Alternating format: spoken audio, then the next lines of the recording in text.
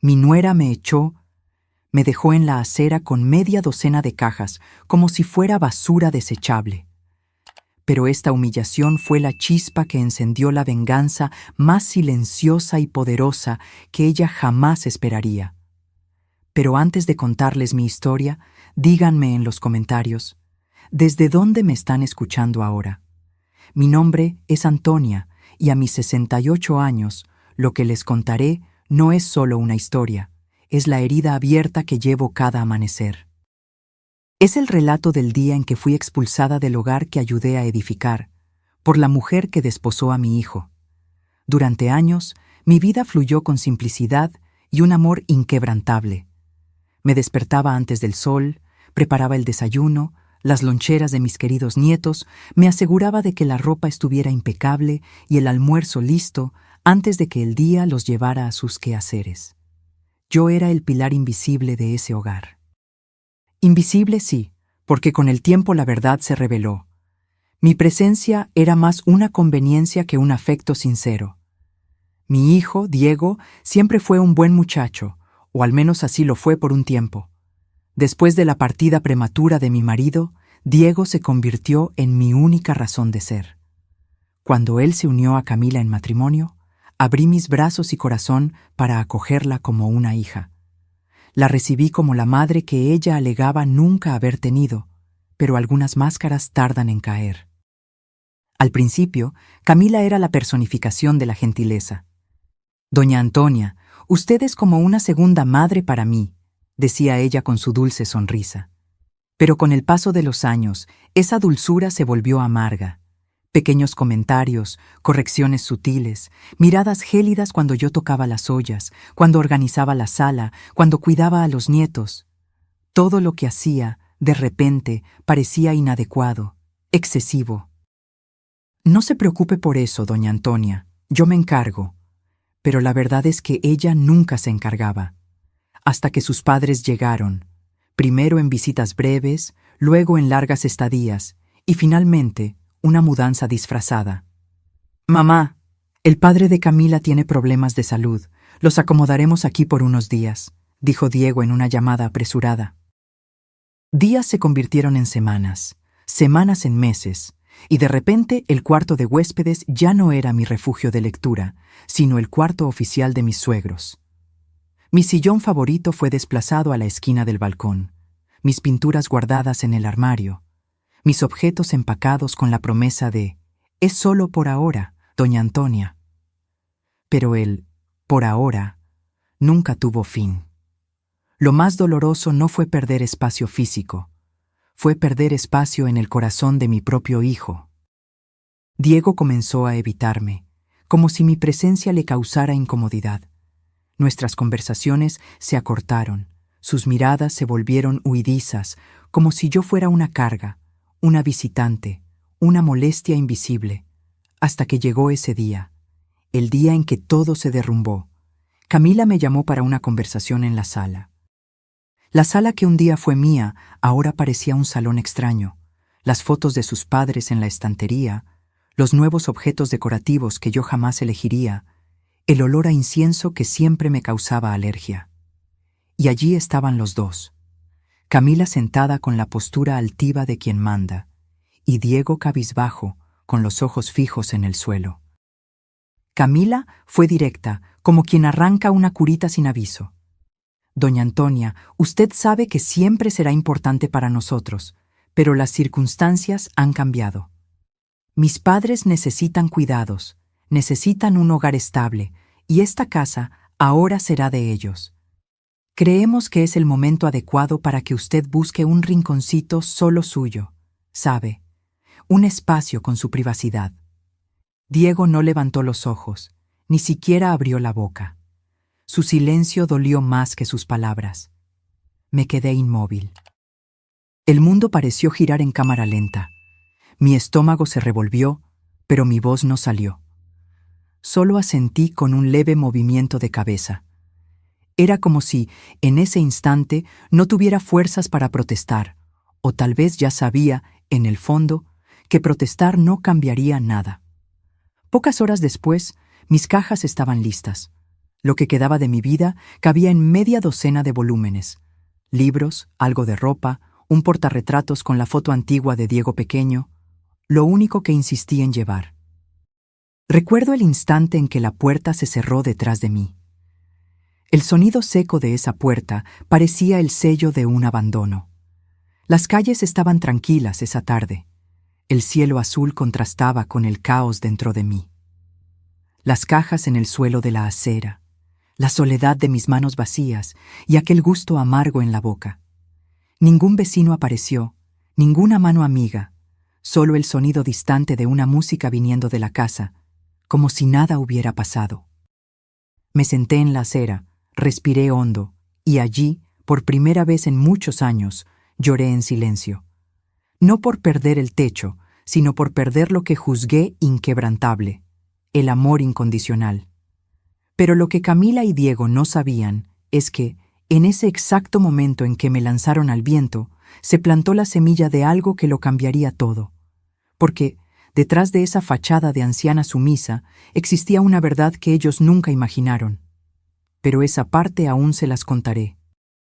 Muchos piensan que el abandono comienza el día en que te expulsan, pero en realidad comienza mucho antes. Se infiltra despacio, como humedad en la pared. Cuando te das cuenta, ya está todo comprometido. He estado pensando en eso desde aquel día en que me vi sentada en la acera, con las cajas de mi vida apiladas al lado. No fue allí donde perdí mi lugar, ya lo estaba perdiendo desde hacía mucho tiempo. Cuando Diego se casó con Camila, yo estaba llena de esperanza. Ella parecía una chica dulce, educada y sobre todo hacía feliz a mi hijo. Y para mí eso bastaba. El matrimonio fue sencillo, bonito, en un salón pequeño, pero repleto de sonrisas. Recuerdo haber sostenido la mano de mi marido esa noche, aún con él vivo, y decir: creo que lo logramos. Nuestro hijo encontró su camino. Pero pocos años después, yo ya estaba sola. Mi marido partió, y con él parte de mi fuerza. Diego no quería que me quedara aislada y me invitó a vivir con ellos en la casa nueva. Mamá, no tiene sentido que te quedes sola en ese apartamento viejo. Aquí tendrás compañía, ayudarás con los niños y estaremos siempre juntos. Y fui, no por necesidad de techo, sino por querer seguir siendo madre. Cuando compraron la casa, necesité vender una pequeña herencia que me había quedado de mis padres. Diego dudó en aceptar el dinero, pero Camila fue rápida. «Ay, doña Antonia, será de gran ayuda. Así podemos tener la casa de nuestros sueños y usted ya viene a vivir con nosotros. Todo en familia». Fue así como parte de la entrada de esa casa salió de mis ahorros. Y en retribución, Diego me puso en la escritura como copropietaria. Un gesto bonito, casi simbólico en la época, pero que confieso que ni le di el debido valor. Al fin y al cabo, jamás imaginé que necesitaría recurrir a eso. Confiaba en el amor. Los primeros años fueron buenos. Los niños llegaron pronto, 2 nietos preciosos que se convirtieron en el centro de mi vida. Me despertaba temprano para darles el biberón, acunarlos en mis brazos, hacerles la papilla. Sus ojitos brillaban cuando les contaba historias antiguas o los llevaba al parque de la esquina. Pero con el tiempo, los pequeños gestos comenzaron a cambiar de color. Camila, que antes decía: «Gracias, doña Antonia, usted es un ángel», comenzó a decir con una sonrisita: «Usted no necesita preocuparse tanto, va a acabar mimando a los niños». Cuando preparaba la cena: «Ah, iba a hacer otra cosa hoy, pero ya que usted ya cocinó». Cuando organizaba la lavandería: «Doña Antonia, deje que yo me encargo, no necesita mover mis cosas». Y así, poco a poco, fui siendo apartada de las pequeñas tareas, no por generosidad, sino por control. Las reuniones familiares disminuyeron. Cuando recibían amigos, yo ya no era invitada a la mesa, sino que me quedaba en la cocina. Mis regalos de cumpleaños pasaron a ser genéricos, comprados a toda prisa. Y las fotos de familia, bueno, yo casi no aparecía en ellas. Lo peor fue cuando los padres de Camila comenzaron a aparecer con frecuencia. Primero vinieron para un fin de semana, Luego comenzaron a traer maletas más grandes. De repente, era como si la casa ya no fuera mi morada, sino un favor temporal. Las conversaciones cambiaron de tono. Mis padres necesitan espacio, doña Antonia. Usted entiende, ¿no? Son mayores, necesitan cuidado. Y yo, irónica, allí con casi la misma edad de ellos. El cuarto de huéspedes se convirtió en su cuarto. Luego la sala de televisión fue adaptada. Mis libros fueron empacados para dar lugar a la colección de porcelanas de la suegra de Camila. Mi sillón favorito, aquel que mi marido me dio en nuestro aniversario de bodas, fue llevado al área de servicio para no estorbar la circulación. Fui siendo empujada, 1 centímetro a la vez, hasta que casi no quedó ningún rincón de la casa que aún me perteneciera. Aún así, me aferraba a mis nietos. Ellos eran mi refugio. Corríamos por el patio, hacíamos buñuelos de lluvia a escondidas cuando su madre no veía, contábamos historias en la oscuridad antes de dormir. Pero hasta eso empezó a molestar. «Mamá, déjalos con Camila, ya hiciste mucho», Diego comenzó a decir. Camila, por su parte, decía con la sonrisa más venenosa disfrazada de dulzura: «Usted ya los cuidó tanto, doña Antonia, ahora es hora de descansar, de disfrutar la vida». Pero yo sabía, yo sentía, era solo una manera educada de decir: «Aléjese». Diego ya casi no conversaba conmigo. Cuando intentaba sacar conversación, él siempre estaba cansado, lleno de cosas, sin tiempo. Y yo, que durante años fui su puerto seguro, ahora era solo una molestia sutil. Aprendí a recogerme. Iba al pequeño jardín trasero en las tardes de sol, me sentaba en el banco de cemento y allí me quedaba escuchando a los pajaritos, intentando tragar el nudo en la garganta. No quería crear conflictos, nunca quise. Todavía cargaba aquella ilusión infantil de que si seguía siendo buena, presente, paciente, las cosas volverían a ser como antes. Pero no volvieron, nunca volvieron. Hasta que llegó el día de la tal conversación final, aquella en que fui echada, y allí, en ese instante, todo el peso de los años anteriores cayó sobre mí como una avalancha. Fue el silencio de Diego sobre todo lo que me destrozó. No era Camila la que me dolía, ella nunca fue mía, sino mi hijo al que acuné en mis brazos, al que enseñé a caminar, al que consolé en las fiebres de la infancia. Verlo allí, mudo, mirando al suelo, fue la verdadera expulsión. Mientras acomodaba mis pocas cajas en la acera, vi por la ventana la fiesta normal de la casa. Risas, voces, el tintineo de copas. Nadie vino a ayudarme, nadie preguntó si tenía a dónde ir, nadie ofreció siquiera un vaso de agua. Tomé un taxi con lo poco que me quedaba. Me alojé en una pequeña posada mientras pensaba qué hacer. Y fue allí, en el silencio de aquel cuarto modesto, que empecé a reorganizar mi mente. Por primera vez en años, dormí sin escuchar susurros en los pasillos, sin miradas de juicio, sin la sensación constante de ser una carga. Fue en ese silencio que un recuerdo me visitó. La escritura. Aquella firma de años atrás, hecha por pura formalidad, casi olvidada. Diego me había puesto como copropietaria de la casa como forma de reconocimiento por la ayuda financiera al inicio de la compra. Él nunca deshizo aquel documento, ni siquiera lo recordaba. De repente, allí estaba una pequeña rendija de luz en medio de la oscuridad. No sabía aún qué haría con esa información. No quería actuar por rabia. No soy mujer de escándalos, de venganzas baratas. Pero por primera vez en mucho tiempo, sentí que aún existía algo mío en aquel lugar, y tal vez, solo tal vez, todavía hubiera un camino para que finalmente fuera escuchada. Pero eso vendría después. ¿Saben esa sensación de cuando uno está casi ahogándose y de repente la punta de los dedos toca una piedra firme bajo el agua? Así me sentí cuando recordé la escritura. Esa noche, acostada en aquella posada sencilla, el ruido distante del ventilador de techo me arrullaba mientras mis pensamientos martilleaban sin parar. Revisaba mentalmente cada detalle de los últimos años, cada gesto, cada silencio, cada indiferencia. Pero allí, en medio de la amargura, una imagen comenzó a cobrar fuerza en mi mente. El día de la firma. Recuerdo como si fuera ayer. Diego estaba sentado a mi lado en la oficina de la notaría. Él todavía sonreía con gratitud por yo haber ayudado en la entrada de la casa. Fue todo tan sencillo.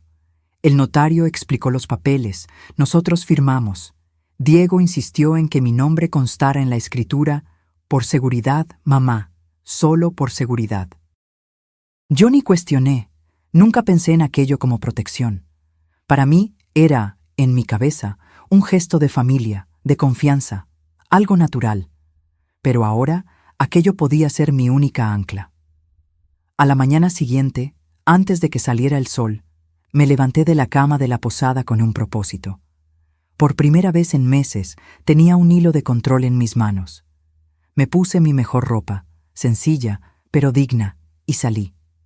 La notaría todavía existía en el mismo edificio antiguo del centro.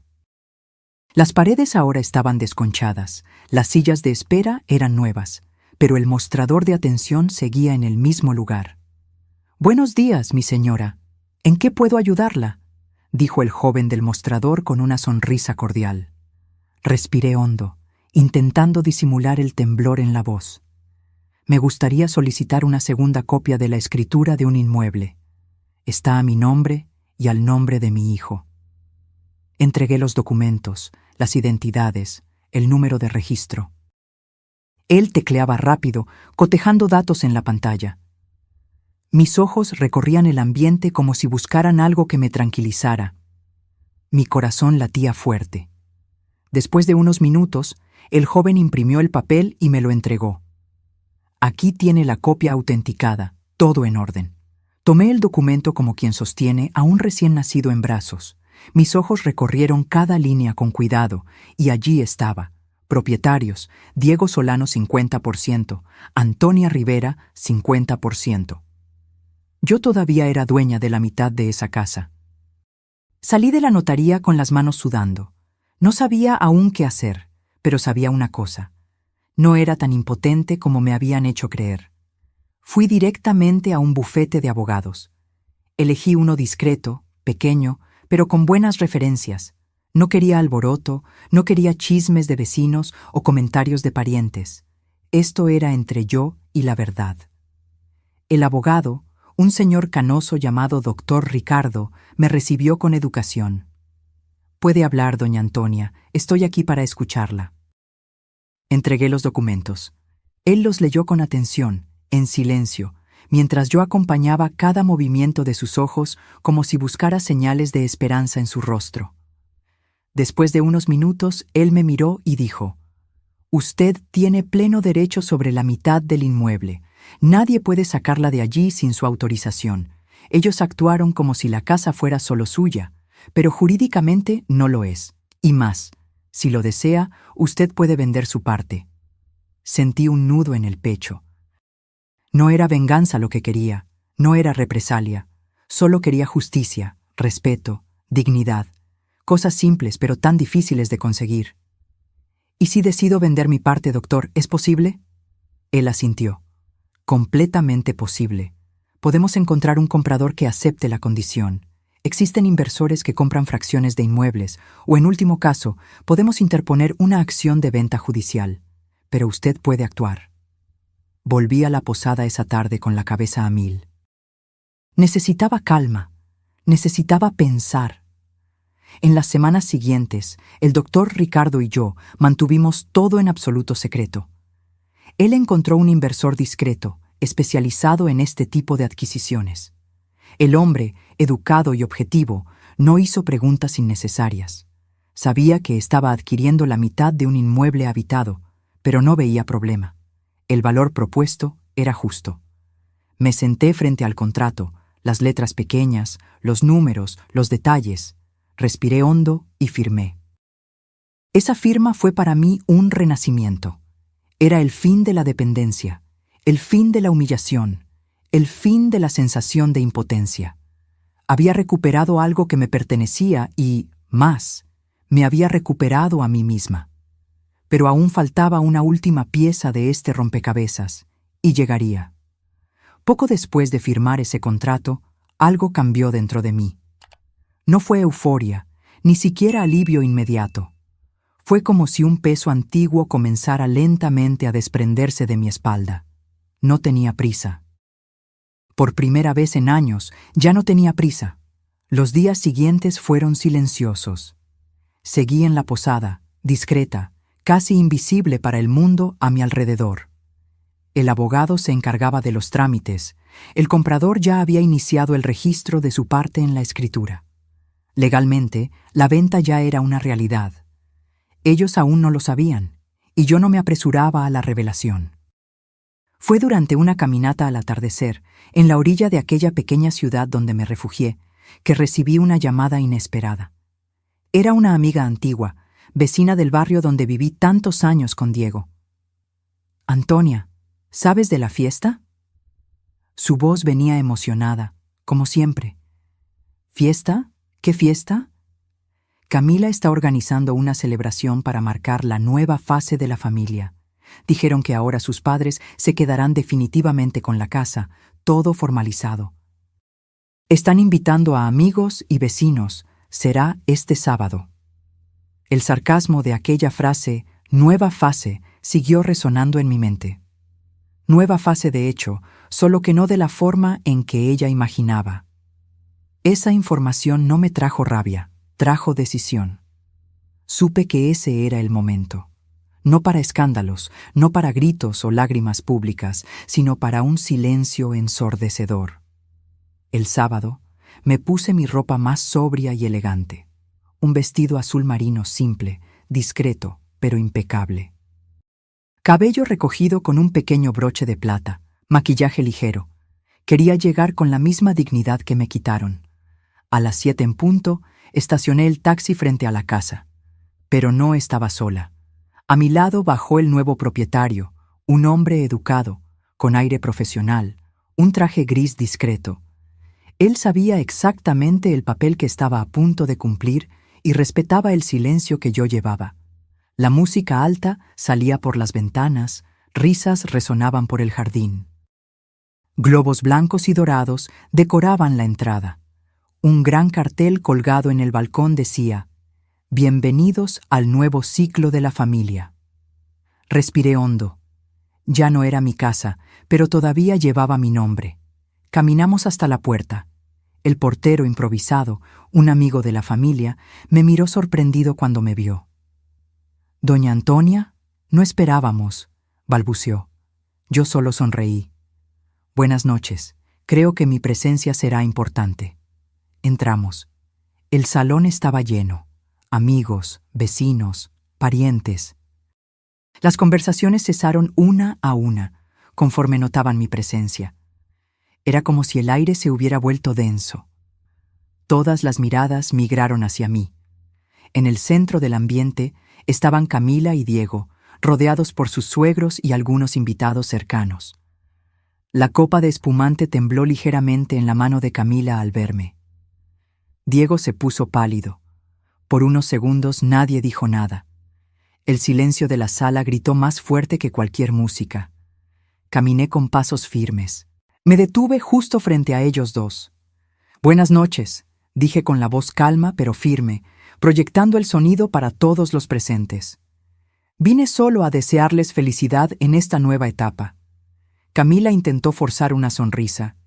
«Claro, doña Antonia, usted siempre será bienvenida», dijo ella, intentando salvar las apariencias. Fue entonces cuando el nuevo propietario, a mi lado, habló con educación quirúrgica. «Buenas noches a todos. Solo un breve aviso. Conforme registro efectuado hace 2 semanas, adquirí la fracción inmobiliaria del 50% del inmueble anteriormente perteneciente a la señora Antonia. Estoy aquí en carácter de cortesía, pero en breve traeremos las orientaciones formales para la desmembración o venta total del bien». Silencio total.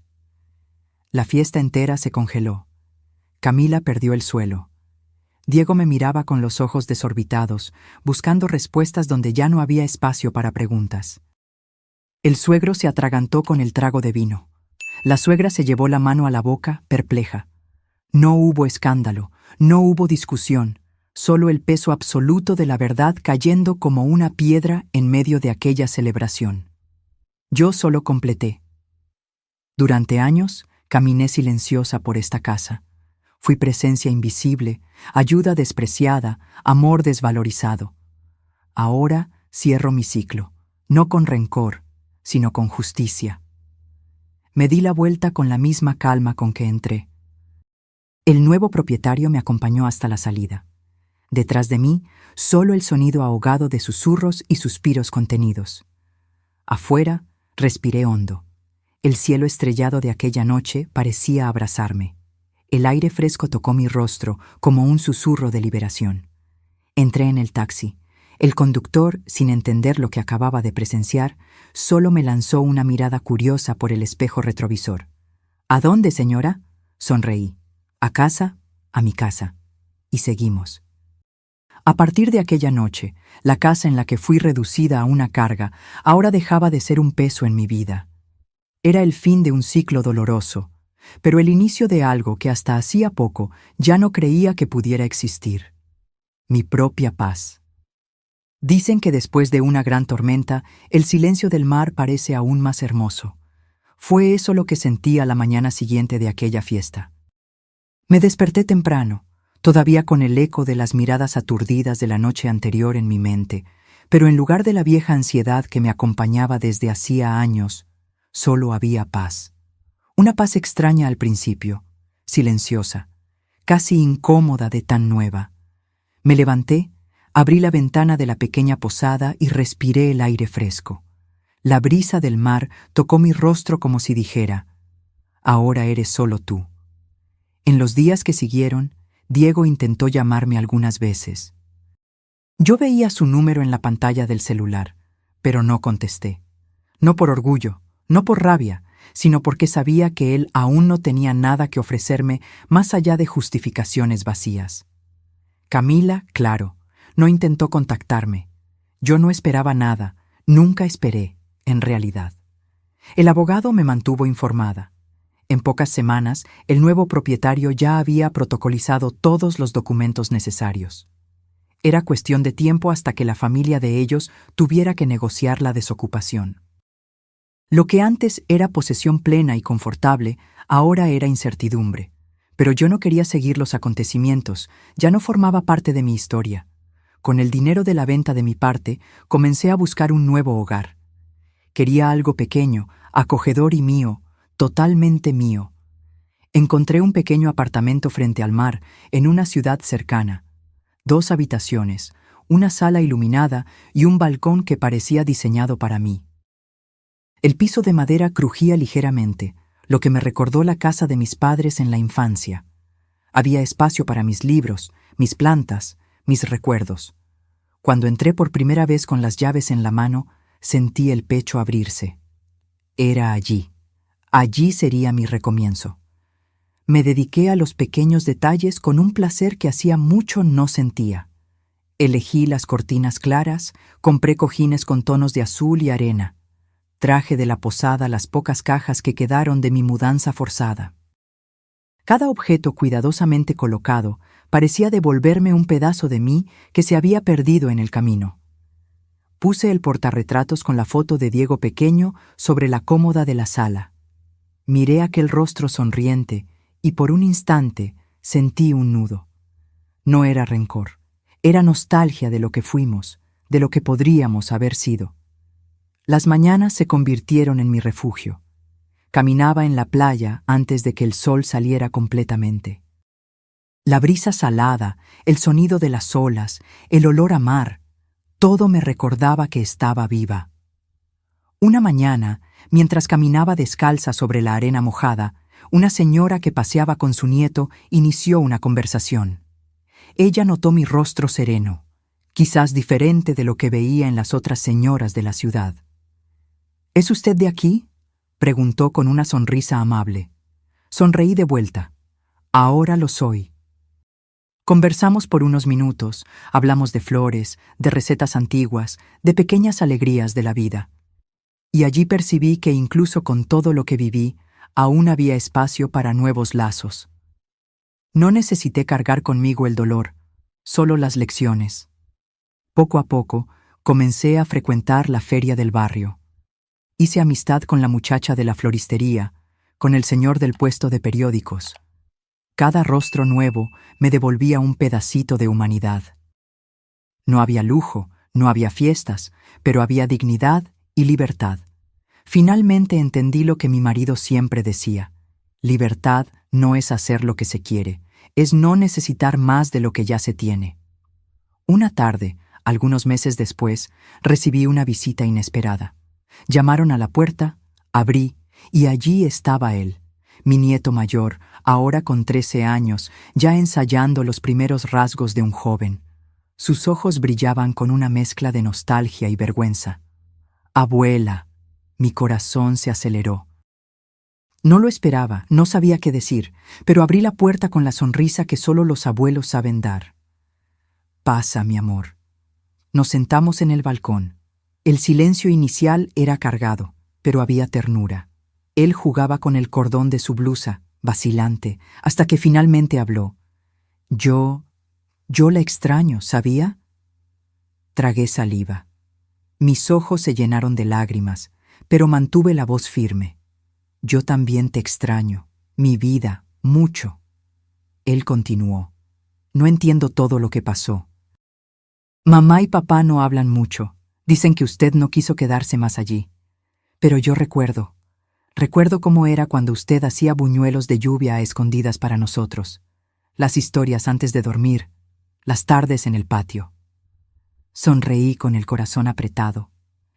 No siempre los adultos logran explicar bien, querido, pero lo que importa es que el amor de la abuela por ti nunca cambió y nunca cambiará. Se acercó y me abrazó fuerte. Allí, en ese abrazo apretado, sentí que no todo se había perdido. Aunque los adultos se hubieran distanciado, aunque la ingratitud hubiera vencido en algunos corazones, mi nieto aún cargaba la memoria del amor genuino que construimos. Conversamos por horas. Hablamos de la escuela, de los nuevos amigos, de los sueños de cada uno.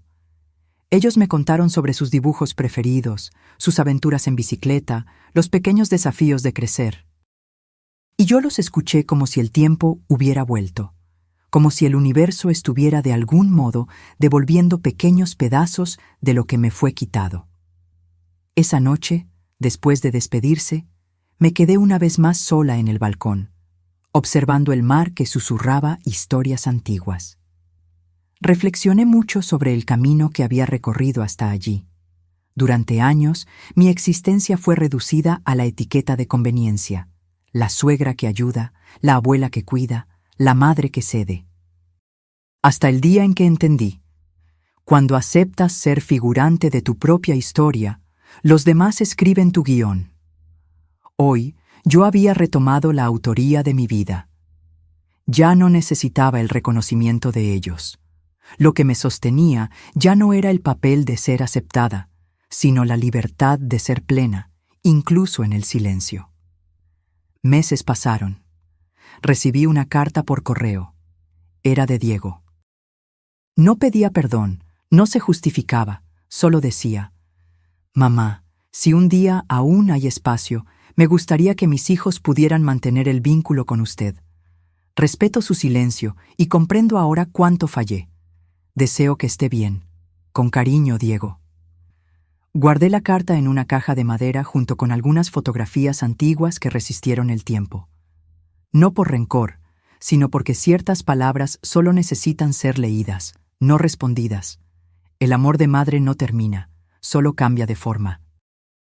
Cierto fin de tarde, la ciudad organizó una pequeña feria en la plaza central. Puestos de artesanía, niños corriendo, música suave de fondo. Yo caminaba entre las tiendas cuando avisté un grupo de señoras reunidas en círculo de conversación. Conocidas de allí, rostros que ya se habían vuelto familiares. Una de ellas me llamó con una sonrisa. «Antonia, venga a sentarse con nosotras». Me uní a ellas, sintiendo una agradable sensación de pertenencia. Hablamos de todo: nietos, hijos, el calor del verano que se acercaba. Pequeñas conversaciones que en otros tiempos yo habría subestimado, pero que ahora tenían un valor inmenso. Fue entonces cuando una de las señoras, mirándome fijamente, dijo con suavidad: «Sabe, Antonia, usted tiene una paz en la mirada, como quien pasó por mucho, pero aún así lleva ligereza». Sonreí con los ojos ligeramente húmedos. Quizás porque, mi querida, finalmente entendí que la paz no nace de lo que tenemos, sino de lo que logramos soltar. Las señoras asintieron en silencio, en uno de esos momentos en que no hay necesidad de palabras. Esa noche, ya en casa, cerré las ventanas del balcón, me hice mi té de manzanilla y me senté frente al viejo cuaderno de notas. Tomé la pluma y con el corazón tranquilo escribí: «Algunos vínculos son como hojas en otoño, hermosos mientras duran, pero sueltos cuando necesitan caer. Aprendí a dejar caer lo que ya no podía sostener. Hoy camino ligera. No vencí a nadie, solo me liberé». Cerré el cuaderno, apagué las luces y dormí con el alma limpia, finalmente entera. Si esta historia tocó tu corazón y te hizo reflexionar sobre la familia, el respeto y la dignidad, deja tu like en este video. Tu me gusta me ayuda mucho a llevar este mensaje adelante. Comparte en los comentarios. ¿Qué te pareció el viaje de Doña Antonia? ¿Has vivido o presenciado algo similar? Tu experiencia puede inspirar y ayudar a otras personas. Y para no perderte ninguna de nuestras próximas historias de superación y lecciones de vida, suscríbete al canal y activa la campanita.